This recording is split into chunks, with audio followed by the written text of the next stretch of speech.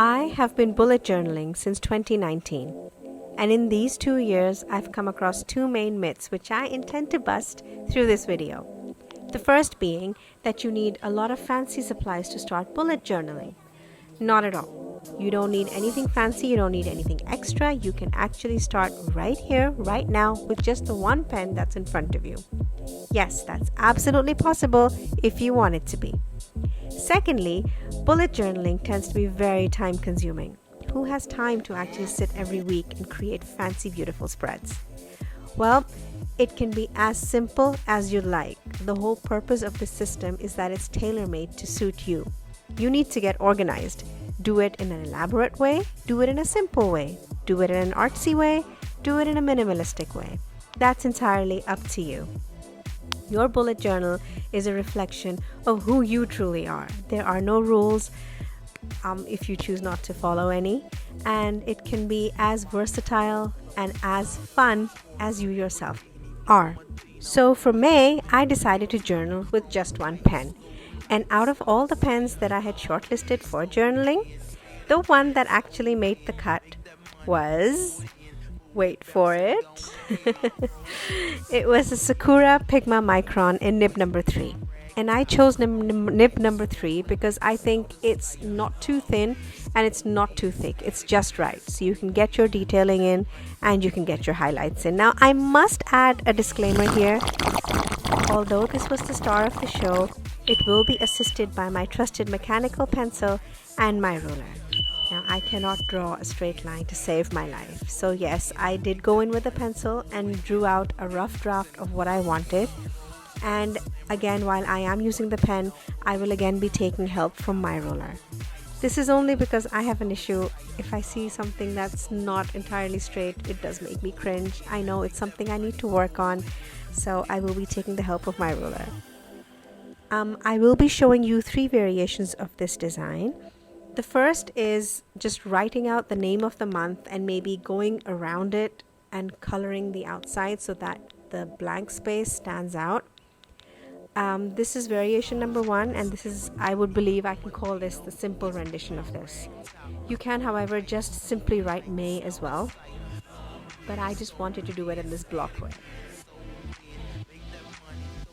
There's something so soothing about watching something being colored in, especially in this hyperlapse kind of motion. Now, going in with variation number 2, if you're someone like me who likes to add in a bit of artsy touches, a bit of a creative touch, then I went in and made a few florals. I like floral drawings and I think they really pop in black and white. So I had drawn out these flowers beforehand and I'm just going out and tracing them with my pen.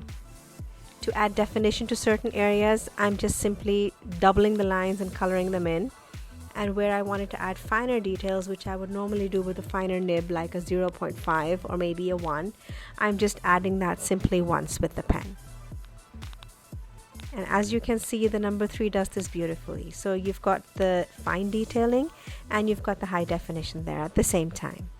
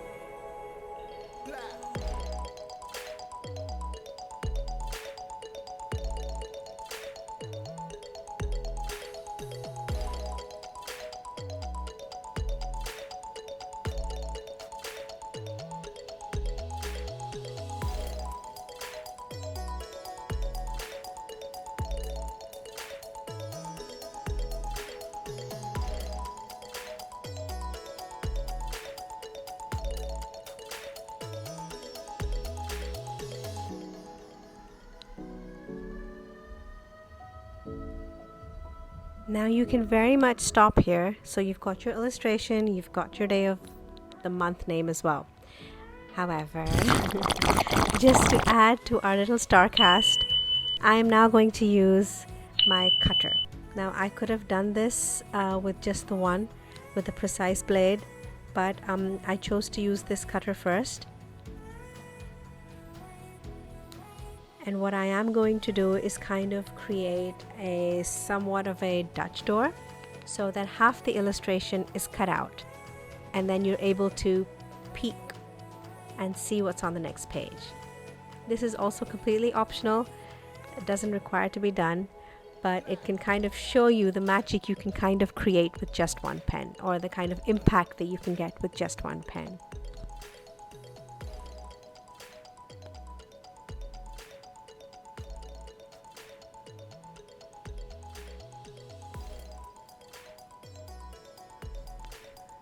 On the page that shows from the area where I've cut the paper out, I chose to make a mini calendar for May.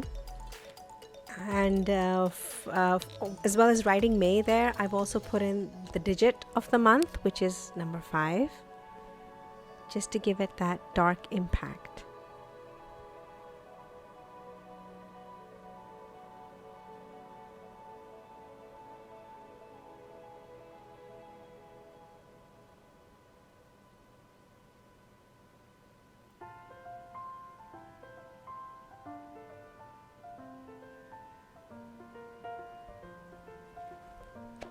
I was a little anxious about making the little dates on the calendar because I normally use the finest nib that I have to mark those.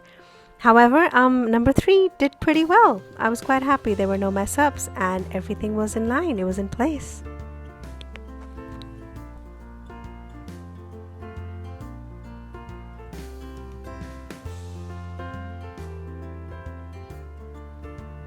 Instead of coloring May, I added horizontal lines. I thought that made it look less dramatic and kind of went with the theme at the same time. Now, on the opposite page of the main month spread, I normally keep my gratitude. I normally write one line of for each day, which kind of highlights the fun thing or the good thing that happened that day. This is a practice I've recently started doing, and I really like it. There was so days where you think, or in a month where you think you've had a really tiring or exhausting month, or it's been draining. When you actually look back at it and you see how many good things happened that month, it's a very reassuring feeling. Not just that, at the end of every day when you sit down to journal, the highlight of that day, you realize you actually had a very good one. I've called it shukr, which is an Urdu word, and it actually means grateful or gratitude or just being thankful.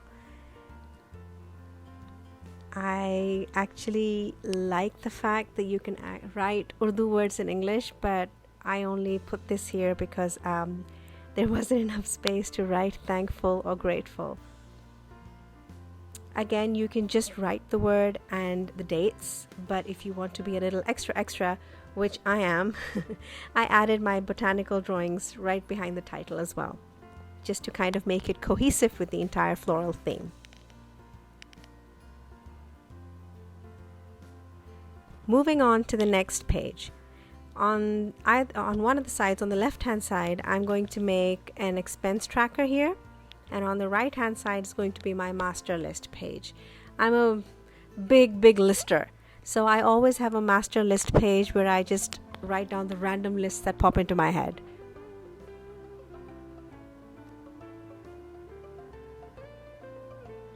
So for my expense tracker, I'm going to call it spend, which fits nicely on the cut space that I have there.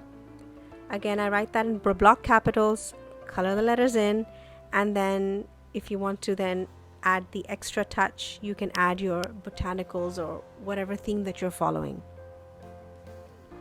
I did the same with the list page, wrote that in block capitals, colored it in, and then made my floral as the background.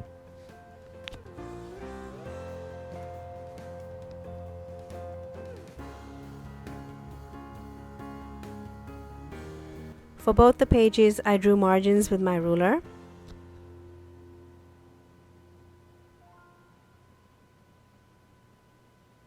And then we move on to our first weekly.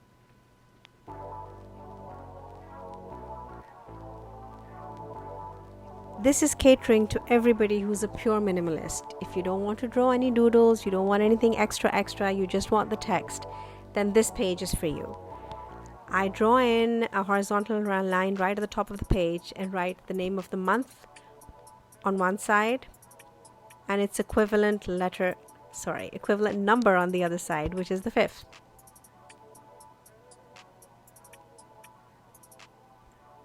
I color these in,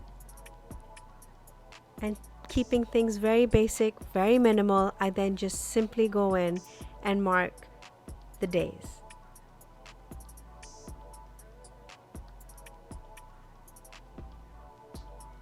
For this spread, I noted only the dates, but of course, if it suits your journaling style, you can write in the days as well.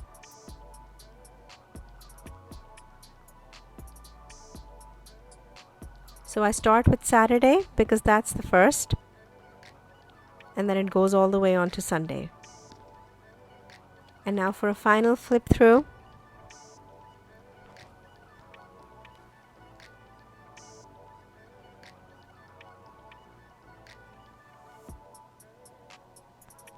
Okay, this is where I realized that I've made a mistake. I started the month from a Monday, whereas it actually starts with a Saturday. So all I did was I just covered up the column where I had written the days. I covered all of that up in black. I colored it all. So just one pen and a simple spread. It is possible. And just to finish everything up, I bring in my trusted eraser, which is going to help neaten the look.